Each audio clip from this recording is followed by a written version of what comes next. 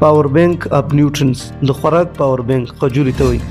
په خجوري کې نارملی وګورئ کیلوریز هم شته، کاربوهایډریټ، نیچرل شوګر، فایبر، پروټین، فیټس، پوټاشیم، میګنیشیم، آیرن، وټامین B6، انټي اکسیډنټ، دا ټول شیزونه پکې دي. ډېر کم خوراکونه وي چې هغه کې داسې هر څه موجود دي. په دې کې ډېر قسم ګلوکوز موجود دي. ګلوکوز دا کار څنګه خوري بدن له طاقت انرژي هغه ټیم باندې ورکوي چې بدن اکټیو وي. ډایجسشن د چا معدې سیستم خراب نه دي کې فایبر هم شته. فایبر هغه شی چې قبض مبز معدې سیستم کنټرول ساتي. پوټاشیم پکې دي کوم چې د زړه مسلې دي هغه ختمي او بلډ پریشر کنټرول ساتي. آیرن کپسول هم دی ته وایي د وینې کپسول، ځکه دی کې آیرن ډېر زیات دی. آیرن سره وینې لیول چا وینې کم وي بدن دردونه کوي هغه هم د سره ختميږي.